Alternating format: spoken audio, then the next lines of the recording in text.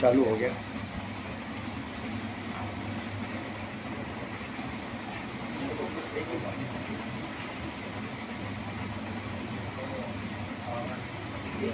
नहीं आ रहा हो तो आपने ठीक है सब साहेब आपने चालू कर दिया था?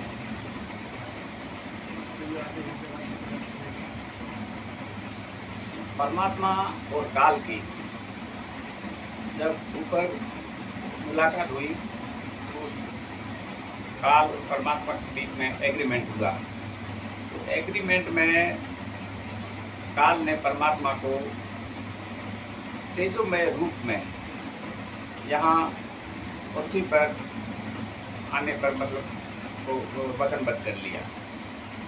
तो काल ने कहा कि भी आप इस तेजोमय रूप में नीचे पृथ्वी पर जाकर तो जीवों को मतलब ले जाने के लिए आप ये थोड़ी दया करना। परमात्मा ने कहा कि भाई ये तो काल तुमने बड़ी आंट लगा दी। खैर परमात्मा तो दयालु है,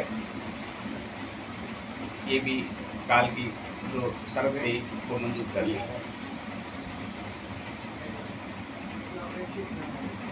तो इस समय सबसे बड़ी समस्या यह खड़ी हो गई कि अब इस पृथ्वी पर जितने भी ये मानव प्राणी है इसका उद्धार कैसे हो। परमात्मा तो काल से प्रतिबद्ध हो गई। तो इसके लिए परमात्मा को यहाँ पृथ्वी मृत्युलोक में एक देही गुरु की आवश्यकता पड़ी। इस संबंध में हमारे गुरु संत रामपाल जी महाराज बताते हैं कि परमात्मा कबीर जी साहिब ने एक ही समय में एक ही गुरु निर्धारित करने की व्यवस्था बना रखी है। और परमात्मा के इस सूक्ष्म वेद में भी 4 गुरुओं की कथा में ये सब कुछ बता रखा है जो आज यहाँ। अब ये कोई जीव की बात कहने की मतलब बातें नहीं है, ये परमात्मा का ही सत्संग से जो सुना है वही बताया जा रहा है। तो एक ही समय में एक ही गुरु निर्धारित करने का परमात्मा के कहने का भाव यह है कि चारों युगों में 4 गुरु निर्धारित किए देही गुरु। जैसे सतयुग में सहते जी और त्रेता युग में बंके जी, द्वापर में चतुर्भुज जी और चौथा जो ये कलयुग चल रहा है इस कलयुग में धर्मदास जी महाराज जी को देही गुरु के रूप में स्थापित किया। और धर्मदास जी को सारी विधिवत जो भी नाम देने का जो प्रोसेस था विधिवत उनको दिया और उन्हें गुरु पद देकर उनको आशीर्वाद दे दिया कि इस पृथ्वी पर जितने भी मानव प्राणी इस कलयुग के लिए आप गुरु निर्धारित हैं और आप ही से ये सारा संसार है जो पार होगा। और परमात्मा ने वचन तो दे दिया, मगर हुआ यूं कि धर्मदास जी महाराज अपने परिवार के मोह में इतने आसक्त थे कि इस माया जाल से वो माया मोह से बाहर नहीं आ पाते थे। और ये संत रामपाल जी महाराज ने अपने सत्संग में बता रखा है। और जो कुछ उन्होंने अपनी तरफ से हम कुछ भी नहीं बता पा रहे हैं, जो गुरु जी ने संत रामपाल जी महाराज ने जो बताया है उसी बात को हम दोहरा रहे हैं। तो धर्मदास जी महाराज ने विनती की मालिक से कि मालिक अब मैं तो इस दुविधा में पड़ गया हूँ कि आपने जो ये इतना बड़ा जिम्मा मुझे सौंपा है, अब मैं तो खुद मैं भी संभल नहीं पा रहा हूँ और मुझे डर लगता है कि कहीं ये आपका तो ये मिशन है कि कहीं मेरे माध्यम से फैल ना हो जाए, इसलिए आप दया करके इससे मुझे थोड़ा उबारें। तो मालिक समझ गए कि भाई अब ये अभी ये मिशन ये सारा उजागर हो जाएगा और ये जो सार शब्द वगैरह जो नाम हमको किया था परमात्मा ने नाम, कि नाम अभी ये परिवार के बीच में अपना आसक्त होकर सारा ये खोल देगा तो आगे जीवों का उद्धार नहीं हो पाएगा। तो परमात्मा ने इस बात को उनको माफ़ी दे दी और गुरु जी ने बताया कि आगे जाकर धर्मदास जी महाराज को जगन्नाथ के मंदिर में जाकर जीवित समाधि दे दी। और इस काम से पहले, समाधि देने से पहले धर्मदास जी महाराज की समक्ष ही इनके दूसरे पुत्र के रूप में चूड़ामणि जी को ये धर्मदास जी वाला काम सौंपा और उनको आशीर्वाद दे दिया कि ये पिछली पीढ़ी में ये गुरु निर्धारित होंगे और इन्हीं के माध्यम से सारा संसार पार होगा और उसमें मैं आऊँगा। इस संबंध में परमात्मा ने, ये मूल ज्ञान में आता है, इस मूल ज्ञान के बारे में परमात्मा ने धर्मदास जी से वाणी सांकेतिक रूप में लिपिबद्ध करवाया कि 13 वर्ष चले रजदानी, वर्ष चूड़ामणि प्रगटे ज्ञानी, तिनकी देह छाया नहीं होई, सर्व पृथ्वी प्रमाणित होई। अब ये तो वो मूल ज्ञान है, उस मूल ज्ञान को कब तक छुपाने के लिए परमात्मा ने मतलब उनको ये वचनबद्ध किया, धर्मदास जी को सौगंध दिलाई कि धर्मदास तो ये लाख दुहाई, ये मूल ज्ञान कहीं बाहर न जाई, मूल ज्ञान तब लग छुपाई जब लग पारे पति मिट न जाई। अब ये दो वाणी है, इस दो वाणियों में परमात्मा का सारा जो रहस्य है, कलयुग का, तो तीन तो युग थे, तीनों युगों में तो गुरु ओपन कर दिए, ये चौथा गुरु था, ये परमात्मा ने यहाँ धर्मदास जी से बिल्कुल ये सांकेतिक रूप में, ये वाणी के रूप में लिपिबद्ध करवा दिया, लेकिन आगे के लिए मतलब ये खुलासा नहीं किया गया है। तो ये चूड़ामणि जी जो है, ये इस आगे के इस पिछली पीढ़ी में जो गुरु निर्धारित परमात्मा ने किए थे, इसके लिए इनको इस वाणी के माध्यम से ऐसे किया है कि 13 वर्ष चले रजधानी। तो उस समय क्या है कि ये राजधानी जो दिल्ली है, दिल्ली हमारा जो शासन चलता था वो दिल्ली क्षेत्र था। तो 13 वर्ष चले राजधानी, यानी 12 पंथ थे, वो गरीबदास जी महाराज था 12वां पंथ, और 13वां जो वंश था, अब गरीबदास जी महाराज का जो ये धर्मदास जी वाली जो आत्मा है वही गरीबदास जी है। अब देखो ये तो आत्मज्ञान का विषय है, अब ये तो थोड़ा कंसेप्ट अलग है, थोड़ा पहले ये गुरु का विषय क्लियर कर देते हैं, उसके बाद में इसका मतलब ये आत्म साक्षात्कार का विषय है ना, इसको फिर आगे लेंगे, लेकिन एक बार यहाँ थोड़ा बता रहे हैं। धर्मदास जी वाली आत्मा है वही गरीबदास जी महाराज थे, तो गरीबदास जी महाराज वाली आत्मा थी वही रामदेवानंद जी महाराज थे। तो चूड़ामणि जी, इनके दूसरे पुत्र चूड़ामणि जी को जब गुरुपद दिया और आशीर्वाद दिया, और धर्मदास जी महाराज को कह दिया कि भी इस बात को जब तक ये समय, मैं जो आपको बता रहा हूँ, ये समय न आए तब तक किसी को बताना मत, और इसको खाली लिपिबद्ध कर दो, और जब ये समय आएगा तब मैं स्वयं आऊँगा और ये सारे रहस्य को उजागर करेंगे। परमात्मा ने स्वयं बोला। तो ये पहले मतलब बात तो और हुई है, धर्मदास जी ने कहा था कि महाराज मालिक, अगर ये आपके अब रहते सहते भी अब ये आपको नहीं पहचान पा रहे हैं, इस काम को नहीं मतलब समझ पा रहे हैं, तो उस समय में कैसे मतलब पार बचेगी। तब मालिक ने कहा कि भी इसकी आप चिंता छोड़िए, मैं स्वयं आऊँगा और इस सारे कार्य को संभालूंगा और पूरी पृथ्वी मेरे से प्रमाणित होगी, मतलब पहचान करेगी और अपना मोक्ष कराएगी। तो वाणी ऐसे बोल रही है कि 13 वंश चले रजदानी, यानी जो 12वां पंथ है गरीबदास जी का, और गरीबदास जी वाली आत्मा ही रामदेवानंद जी महाराज की, और ये 12वां पंथ है।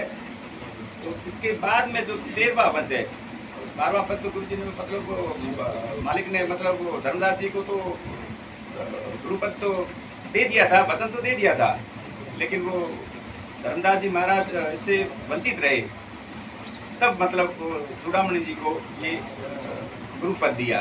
तो कहा कि 13वां पंथ जब ये राजधानी के अंदर मतलब जब ये चूड़ामणि जी आएंगे इस पिछली पीढ़ी में, और आगे खुला भी कर दिया कि वंश चूड़ामणि प्रगटे ज्ञानी, यानी ये वंश चूड़ामणि आपका जो ये वंश है, ये चूड़ामणि जी जब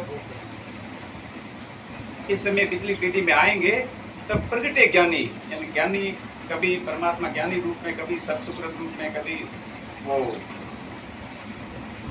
रूप में आते रहे हैं। तो ज्ञानी मतलब यहाँ भाव उनका ये कि मैं स्वयं जब ये चूड़ामणि जी आएंगे तब मैं स्वयं प्रकट होऊंगा और ये चूड़ामणि जी को आकर मैं मिलूंगा, जिसका मतलब और भी है वाणी, जैसे आन 78 जान 97 और भी उसी मर्द का चेला, ये गुरु ग्रंथ साहिब की वाणी में से है और इसका भी आगे थोड़ा अपन विश्लेषण करेंगे। अभी इस वाणी को मतलब वो समझा रही कि वाणी वो यही बात मतलब दर्शा रही है वो वहाँ पर। तो ये चूड़ामणि जी जब इस पिछली पीढ़ी में आएंगे तो परमात्मा ने कहा कि मैं स्वयं आऊंगा और तिनकी देह छाया नहीं हुई, यानी परमात्मा ने कहा कि मैं आऊंगा तब मैं किसी अन्य को नहीं दिखूंगा, मैं आत्म स्वरूप में आऊंगा। और आत्म स्वरूप में जब हम उसको देख नहीं सकते हैं, तो आत्मा कोई देख नहीं सका, परमात्मा को वैसे कोई नहीं देख सकता इन आंखों से। तो तिनकी देह छाया नहीं हुई, यानी मैं जब मैं आऊँगा मेरी छाया नहीं हुई, अर्थात मैं आत्म स्वरूप में आऊँगा और सर्वपूर्ति प्रमाणित हुई, यानी मैं आकर इस चूड़ामणि जी को आकर मिलूंगा और फिर मैं इनको आशीर्वाद देगा। इन्हीं गुरु से आगे मतलब ये सारा पृथ्वी का जितना भी मानव समाज है वो विकसित होगा और आगे वो मोक्ष प्राप्ति करेगा। तो इस बात के लिए आज मतलब पिछली पीढ़ी तक 1997 तक जब रामदेवानंद जी महाराज को ये चूड़ामणि जी वाली आत्मा मतलब वो धर्मदास जी वाली है, ये बाप बेटे का ही रिश्ता है, ये पहले से पता रखा है। कभी जब आप भी जाओगे और ये चूड़ामणि जी भी आकर आपको मिलेंगे तब मैं आऊँगा। और परमात्मा ने ये कहा था कि भाई आपके रूप में गुरु, आप जो आपके गुरु के रूप में मतलब मैं मिलूंगा चूड़ामणि जी को, और चूड़ामणि जी को मैं मिलूंगा आपके रूप में और आपको मिलूंगा मैं चूड़ामणि जी के रूप में। ऐसे नहीं तो पता नहीं कर पाओगे। तो इस रूप में परमात्मा ने ये लीला की और संत रामपाल जी के जो ये पंचभौतिक शरीर है उसमें आत्मा ये चूड़ामणि जी वाली है और ये गुरु निर्धारित है। आज से 650 पारी कल जो पूरे के लिए मतलब उन्होंने ये निर्धारित कर रखा, जैसे चारों युगों में पहले कर रखा वैसे का वैसे। तो इसके लिए कहा अभी धर्मदास तो है लाख दुआई, ये मूल ज्ञान कहीं बाहर न जाई। मैंने ये अभी बात है डिक्लेयर मत करना, ये जब मैं स्वयं नहीं आऊँगा तब जाके मैं इसको, अगर पहले ये डिक्लेयर हो गया तो फिर सारे ये मतलब नकली पंथ वगैरह ये सब चूड़ामणि वाली आत्माएं बनकर गुरु पद पर बैठ जाएंगी तो किस किस को हम समझाएंगे। इसलिए इन्होंने सौगंध दिला दी परमात्मा ने कि भाई धर्मदास को लाख दुआई, ये मूल ज्ञान कहीं बाहर न जाई, मूल ज्ञान तब लग छुपाई 12 पंथ मिट न जाए। तो 12 पंथ यहाँ मिट जाने का मतलब ये काल के पंथ नहीं है, 12 पंथ का मिटने का मतलब ये है कि 12वां पंथ गरीबदास जी महाराज है। तो गरीबदास जी महाराज वाली आत्मा ही रामदेवानंद जी महाराज है। तो रामदेवानंद जी महाराज ये 12वां पंथ है। ये 12वां पंथ को जब तक ये 13वां पंथ, 13वां जो वंश है, ये आकर आपस में नहीं मिले, आपस में आप मतलब धर्मदास जी को कहा कि आप और ये चूड़ामणि दोनों आकर जब तक नहीं मिलोगे आप, तब तक ये इसको बात को छुपाए रखना और फिर इस बात को मैं स्वयं प्रकट होऊंगा और ये बात को मैं पूरी पृथ्वी को मतलब प्रमाणित करूंगा। तो ये जो गुरु है ये चूड़ामणि जी मतलब परमात्मा ने इस पूरे कलयुग के लिए अपना जो मोक्ष जिससे होना है पूरी पृथ्वी का, वो ये निर्धारित कर रखा पहले से। ये सूक्ष्म वेद में लिखा हुआ है। ये 4 गुरुओं की कथा में ये संत रामपाल जी महाराज ने 4 गुरुओं के बारे में एक सत्संग भी कर रखा है, मगर वो सत्संग मिला नहीं है, कहीं है किसी ने देखा हो तो।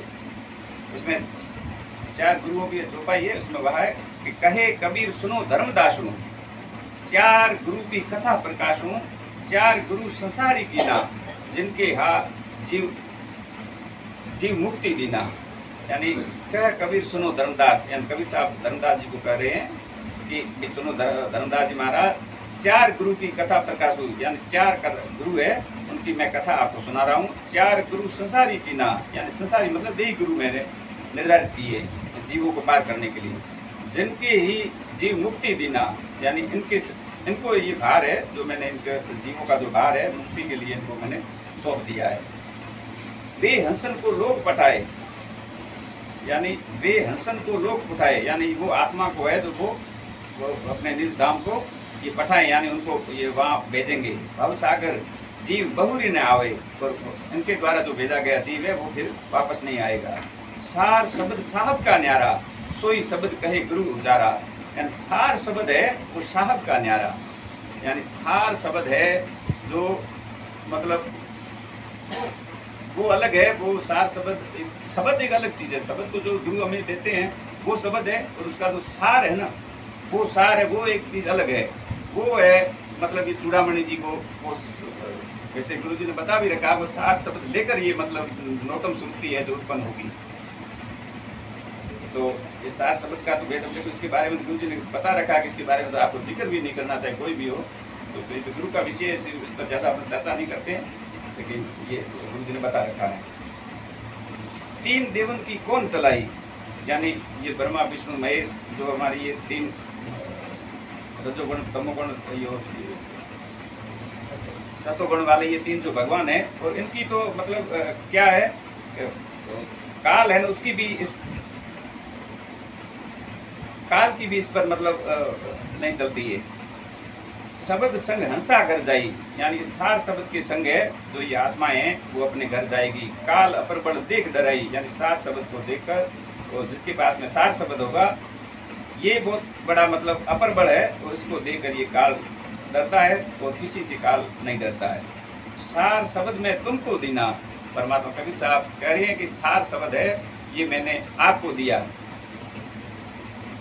मतलब धर्मदास जी को बोल रहे हैं कि सार शब्द में तुमको दीना, काल तुम्हारे रहे अधीना, यानी ये काल है आपके अधीन रहेगा।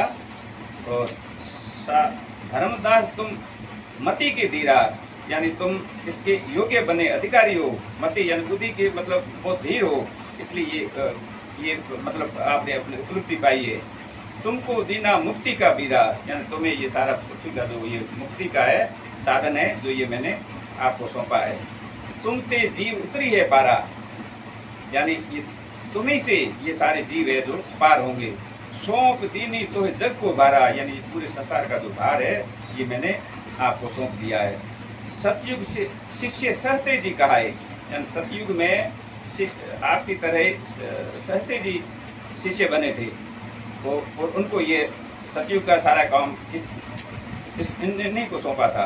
और द्वापर चतुर्भुज नाम सुनाए, द्वापर के अंदर ये चतुर्भुज जी नाम से मतलब परमात्मा ने इनको मतलब ये गुरु पद दिया था देही गुरु का, और सारी आत्माएं जो इनसे पार होनी थी वो हुई। और त्रेता शिष्य बंके जी भाई, त्रेता युग में बंके जी नाम करके मतलब देही गुरु हुए हैं, और पूरे त्रेता तक ये मतलब बंके जी नाम से मतलब वो गुरु, मतलब ये बात ऐसे है कि परमात्मा आत्मा का सौदागर है। अब ये तो नाम है अब सहते जी से, तो उसमें जिसमें उनको गुरु पद दिया उसमें उस रूप में तो थे, लेकिन आत्मा वो पूरे युग तक चलती है। अब जैसे ये चतुर्भुजी है, चतुर्भुजी को उस समय जिसमें इनको आदेश हुआ था गुरु पद का, तो उस समय तो वो आत्मा थी, मतलब जिस रूप में थी। फिर वो आगे फिर मनुष्य जन्म में आई है, और उस समय जब वो आत्मा परमात्मा ने आशीर्वाद, परमात्मा आत्मा का सौदा, आत्मा को सौदा मतलब दिया था उन्होंने आशीर्वाद, न कि उस शरीर को। तो आत्मा पूरे युग तक लगती है, इसलिए कहा ना एक ही समय में एक ही गुरु होता है। तो इस जैसे ये कलयुग है, तो कलयुग के अंदर परमात्मा का एक मतलब विधान ऐसा है कि मुंह से जो निकल गया शब्द वो फिर अटल रहता है। अब पहले तो धर्मदास जी को मतलब गुरु पद दे दिया, अब गुरु पद तो दे दिया लेकिन धर्मदास जी फिसल गए। तो ये वो गुरु जी ने सत्संग कर रखा है। धर्मदास जी को जब ये बात बनी तो धर्मदास जी को फिर कहा कि भाई परमात्मा ने वैसे ही कुछ बोल के मतलब कह दिया कि भाई उनको तो जाके वहाँ समाधि दे दी। और लेकिन ये परमात्मा का वचन तो खाली नहीं हो जाता। गुरु वचन दिया था ना भाई आपके ये मेरा आशीर्वाद है, आपके रूप में मैं आऊँगा और जीवों का उद्धार करूँगा। अब ये वचन तो खाली जाएगा नहीं, और दूसरा वचन दे दिया चूड़ामणि जी को कि भाई आपका ये जो वंश है ये आगे पिछली पीढ़ी में जाएगा, तब ये इनसे मतलब ये सारी पृथ्वी है जो प्रमाणित होगी, मतलब ये दीक्षित होगी। तो इसलिए गुरु परमात्मा को दोनों ही रोल करने पड़े। बिना गुरु के परमात्मा की प्राप्ति हो नहीं सकती, पहचान नहीं हो सकती। और उधर वो जो परमात्मा स्वयं अपने स्वरूप में आकर जीवों का जो उद्धार करने के लिए वहाँ सतलोक से पहले जो प्रथम आए थे, तो वो तो दिव्य रूप था, उनका तेजो में स्वरूप था, उनका तो काल ने प्रतिबंध लगा दिया, वो वचन बंद कर लिया। अब उस रूप में आकर जीवों को वो कर नहीं सकते, अपने वचन तो इन हो नहीं सकते परमात्मा, तो इसलिए इनको देही के रूप की जरूरत है। देही गुरु के रूप में फिर अब संत रामपाल जी महाराज चूड़ामणि जी वाली आत्मा है, और राम देवानंद जी है वो धर्मदास जी वाली आत्मा है। ये बता रखा, वाणी में बता रखा है, वाणी से साबित हो जाएगा। और जब चूड़ामणि जी के रूप में मिले परमात्मा कबीर साहब जी उसको राम देवानंद जी महाराज को, तब उनको परमात्मा की प्राप्ति हुई। तो राम देवानंद जी के रूप में ही गुरु रूप में इनको संत रामपाल जी को मिले 1997 में, तब जाके मतलब ये दोनों गुरु भक्त का मतलब वो परमात्मा सदगुरु मिले। अब ये वाणी ये रामदेव बाबा 24 वाणी में भी है कि गुरु भक्त को परम सदगुरु भेटे, ऐसे करके कोई वाणी है, ठीक है ना। गुरु और भक्त दोनों को मतलब सदगुरु मतलब परमात्मा, दोनों को परमात्मा भेटे इस कलयुग पिछली पीढ़ी में। और इसी बात को मतलब गुरु ग्रंथ साहिब में पहले ही वाणी में लिख दिया था कि आन 78 जान 97 और भी उसी मर्द का चेला। तो आन 78, तो ये जब घटना ये घटित हुई है 1778 में, और इससे पहले भी जब गुरु ग्रंथ साहिब तो बहुत पहले लिखा गया है, नानक जी के समय में, वो तो कम से कम 1400-1500 ईस्वी की बात है ये तो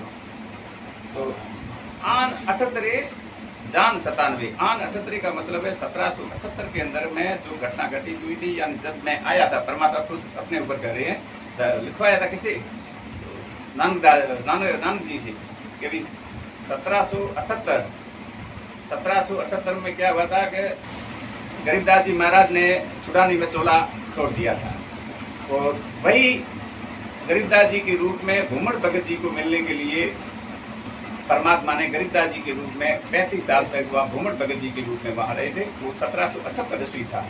तो संत क्या है, रहस्य को छुपाने के लिए आते, ये दोकली भाषा भी बोलते हैं संत भाषा को, तो वो आन 78, तो पीछे वाला तो ले लिया और 1700 बोल गया। ये तो जिसकी परमात्मा ने थोड़ी बहुत बुद्धि खोल रखी है ना, वो उसको मतलब ये सारे संत की वाणी ऐसे ही होती है, समय को मतलब देखते हुए सब कुछ छुपाया जाता है। तो 78 है ना, तो भी 1700 से जुड़ा गया है। 1778 यानी 1778 में जो घटना घटित हुई थी, उसमें तो मैं गरीबदास जी के रूप में आकर भूमड़ भगत जी को मिला था। आन 78 जान 97 को वही की वही बात है, वो 1997 में जो घटित होगी। तो 1997 में जो ये परमात्मा ने लिखा कि मुझे परमात्मा मिले, तो ये भूमड़ भगत जी वाली आत्मा थी, ये भी ये संत रामपाल जी महाराज ही थे। ये चूड़ामणि से बाद में ये भूमड़ भगत जी के रूप में आए, और यही आत्मा है बाबा रामदेव जी वाली आत्मा है। वो भी रामदेव जी ने जब भी ये मतलब अवतार लिया था 24 वाणी के अनुसार, सब 24 वाणी में जो भी लिखा सब अपने ऊपर ही लिखा है। और प्रत्येक संत ने हमेशा जो कुछ भी भविष्यवाणी की है सब अपने ऊपर ही की है, अपने को ऊपर लेके की। तो मतलब आत्मा का पुनर्जन्म तो होता है, तो ये मालिक की मतलब प्यारी आत्मा थी, ये शुरू से ये विष्णु भगवान वाली ही आत्मा, विष्णु भगवान से फिर ये आत्मा ये रामचंद्र जी के रूप में आई, रामचंद्र जी से कृष्ण भगवान के रूप में आई, कृष्ण भगवान वाली आत्मा आई, रामदेव जी बाबा बनकर आई, और यही फिर ये चूड़ामणि वाली आत्मा है। और चूड़ामणि से ये भूमड़ भगत जी है, भूमड़ भगत जी से फिर ये कभी बाकी हमारा जो गुरु निर्धारित है सूक्ष्म वेद परमात्मा द्वारा, वो चूड़ामणि जी वाली आत्मा के रूप में है, क्योंकि परमात्मा आत्मा के सौदागर है। अब वो आत्मा तो हम पूरे कलयुग के लिए है। अब इनको परमात्मा मिल गए और ये काम यहाँ तक समाप्त हो गया, तो उससे आगे के लिए इन्होंने मतलब वो गुरु का पद ही मतलब समाप्त कर दिया, अपने मुख से बोल दिया कि आगे कोई गुरु नहीं रहेगा। जब तक ये ज्ञान चलेगा, ये मेरा ये इलेक्ट्रॉनिक स्वरूप चलेगा, इसके बाद में आगे कोई दूसरा गुरु नहीं रहेगा। क्योंकि इन्होंने मुक्ति का साधन पा लिया, परमात्मा आत्म परमात्मा दोनों ज्ञान प्राप्त कर लिया। अब मुक्ति मोक्ष तो मतलब संभव, तो आगे के लिए इन्होंने अपने मतलब बात है वो पूरी कर ली कि भाई अब आगे से कोई गुरु नहीं होगा। ये जब तक ये विज्ञान चलेगा तब तक ये मेरा इलेक्ट्रिक शरीर है, ये गुरु रूप में काम करेगा, तो आगे कोई इसके बाद में कोई किसी के पास पता नहीं रहेगी। तो उन्होंने ये मार्ग है तो अब ये क्लियर कर दिया। तो आज जो पूरे संसार के जो भी मानव प्राणी है, वैसे पूरी सृष्टि के जो गुरु है वो चूड़ामणि जी वाली आत्मा है, और वो संत रामपाल जी महाराज के भौतिक शरीर में आज विराजमान है। ठीक है। और अब ये बात है कि भाई आप और हम बैठे हैं कि भाई हम कोई भी ये कह सकता है कि हम कैसे माने कि भाई ये चूड़ामणि जी वाली आत्मा है। भाई गुरु तो निर्धारित हो गया कि चूड़ामणि जी है, परमात्मा ने निर्धारित कर दिया। ये कैसे हो कि भाई ये आत्मा संत रामपाल जी महाराज के शरीर में है। अब ये विषय आता है आत्म साक्षात्कार का। एक आत्मा का जब साक्षात्कार होता है ना, तब मालूम पड़ेगा ना। आत्मा तो आंखों से दिखती नहीं कि ये है। आत्म साक्षात्कार का मतलब तो ये है कि भाई जो आज वो चूड़ामणि जी के समय जो हमारे मतलब जो वास्तविक जो भौतिक शरीर था वो तो आज है नहीं, अब वो आत्मा है। और आज किस रूप में इस आत्म साक्षात्कार को करने के लिए जो अधिकारी है, यानी तो जिस अधिकारी है उनको तो आत्म ज्ञान और परमात्म ज्ञान हो गया है, लेकिन उनके सत्संग से या उनको जिन भक्ति से मतलब उनको आत्म ज्ञान और परमात्म ज्ञान हुआ है, वही भक्ति अन्य किसी को दे रहे हैं। तो उस भक्ति से किसी को आत्म ज्ञान और परमात्म ज्ञान हुआ है, तो फिर दोनों का वो मतलब आत्म साक्षात्कार हो सका, नहीं तो अकेले का नहीं हो सकता। तो इस संबंध में ये अपने रामचंद्र जी भगत जी जो कानपुर वाले हैं, इन्होंने एक मतलब कुछ अपना लेख लिखा, उन पर वीडियो किसी भगत भाई ने उनको भेजा या उनके पास में था, तो ये आत्म साक्षात्कार के बारे में एक वीडियो भेजा था। तो उस वीडियो में परमात्मा ने बताया है, वो वीडियो आजकल तो एक दो दिन में उन्होंने रामचंद्र जी भेजा है, उसके बारे में हमारे पास में तो वो बहुत कुछ लिखा है, लेकिन वो तो बात अलग है। लेकिन अपने को जो बात मुद्दे की है वही करते हैं कि आत्म साक्षात्कार क्या होता है और कैसे है। तो आत्म साक्षात्कार के बाद गुरु जी ने ये बताया कि आज के जो ऋषि गण है या जो देखिए जो धर्म गुरु है, ये सभी कहते हैं कि भाई हमें आत्म ज्ञान हो गया है। तो ये आत्म ज्ञान तो ऐसा है कि कूप की छाया कूप के माई। अब जो कुआं है तो कुएं की छाया तो कुएं के अंदर ही रहती है, अन्य किसी को उसका कोई लाभ नहीं। तो फिर ये आत्म ज्ञान क्या काम आया? अब आत्म ज्ञान हुआ या नहीं है उसका कोई परीक्षण नहीं। कुएं की छाया कुएं तक ही निर्भर है, उसको दूसरा कोई उसका लाभ नहीं ले सकती। क्योंकि आत्म ज्ञान का क्या होना चाहिए भाई? आत्म ज्ञान में तो ये होना चाहिए कि हम कौन है। हम का मतलब आप और हम सभी है। जैसे हम भारत देश के रहने वाले तो हम कहते हैं हम भारतवासी हैं, तो पूरा जब आत्म ज्ञान मतलब मुझे आत्म ज्ञान हुआ है तो वो आत्म ज्ञान उस भक्ति से सबको होना चाहिए था। तो गुरु जी ने कहा कि भाई ये परमात्मा की जो भक्ति है, इससे मुझे तो ये आत्म ज्ञान और परमात्मा ज्ञान होगा, इसी भक्ति से किसी अन्य को आत्म ज्ञान नहीं होता है, तो मुझे भी आत्म ज्ञान होना नहीं होना या नहीं के बराबर है। तो इसलिए गुरु जी ने स्पष्ट इसमें बताया वीडियो में कि भी आत्म ज्ञान तो वो है जो हम कौन है ये मालूम पड़े। इसमें रामचंद्र जी बिल्कुल परमात्मा का गुरु जी का विरोध कर रहे हैं। गुरु जी तो ये कर रहे हैं कि आत्म ज्ञान तो वो है जिस भक्ति से मुझे आत्म ज्ञान और परमात्म ज्ञान हुआ है, वही भक्ति मैं इस मानव समाज को दे रहा हूँ। तो उस मानव समाज को भी ये आत्म ज्ञान और परमात्मा उस भक्ति से होना चाहिए, तब मतलब बात बैठती है। भाई मोक्ष तो आत्म ज्ञान, पहले आत्म ज्ञान होगा उसके बाद में परमात्म ज्ञान होगा, मोक्ष तो उससे होगा ना। तो फिर गुरु जी ने ये बताया और रामचंद्र जी ये बता रहे कि इनको आत्म ज्ञान और परमात्म ज्ञान की परिभाषा मालूम नहीं, जिसको स्वयं गुरु जी को ही मतलब वो गलत साबित कर रहे हैं। गुरु जी अपने ज्ञान के माध्यम से यही कर रहे हैं कि भाई इस भक्ति से मुझे, भाई गुरु जी को भी भक्ति मिली ना। भाई जैसे तो क्या है कि मनुष्य तोला मिलता है ना भाई, एक तो देखो एक देही और विदेही का एक फर्क होता है। और आप और हम है ना, ये जन साधारण मनुष्य है, ये मानव देही है अपनी। लेकिन संत रामपाल जी महाराज के नाम से जो देही है ना, वो एक विदेही है। जैसे जनक जी थे, वो एक विदेही थे। इसको ऐसे समझे जैसे एक ज्ञान होता है और एक विज्ञान होता है। ज्ञान होता है, लेकिन विज्ञान का अर्थ होता है कि विशेष ज्ञान होता है।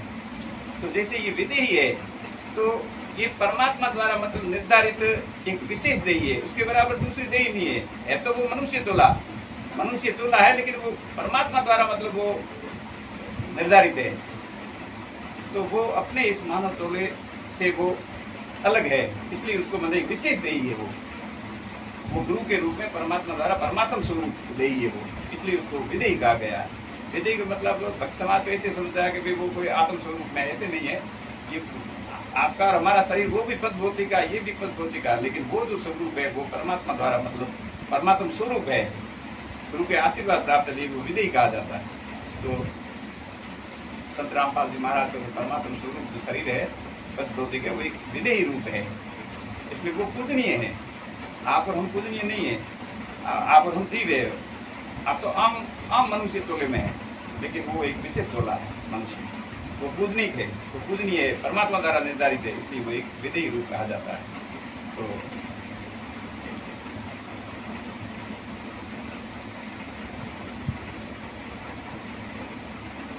तो इस विदेही रूप को मतलब परमात्मा ने पहचानने के लिए, आत्म साक्षात्कार के लिए गुरु जी ने ये बताया कि इस भक्ति से जब तक जो मुझे आत्मज्ञान और परमात्म ज्ञान हुआ है, जब तक दूसरे किसी को नहीं होगा, तब तक मेरे पास में ये आत्मज्ञान है, मेरे तक सीमित रहेगा। आगे इसको परमात्मा की भक्ति को कौन मानेगा? कबीर साहब की भक्ति से ये मोक्ष होगा। तो ये मतलब मालिक की दया इस दास पर हुई है, और ये सत्संग के माध्यम वो अब इसको मतलब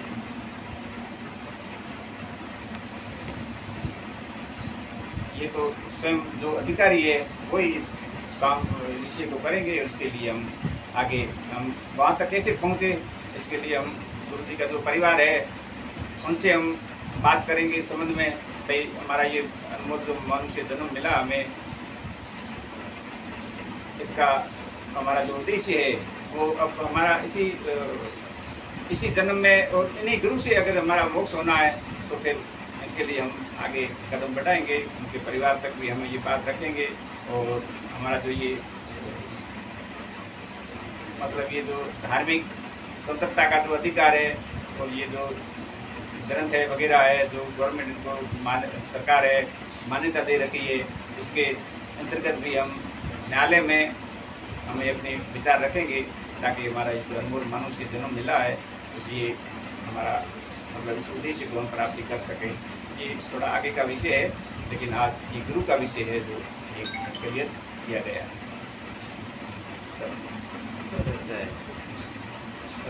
सतगुरु संत रामपाल जी महाराज की जय।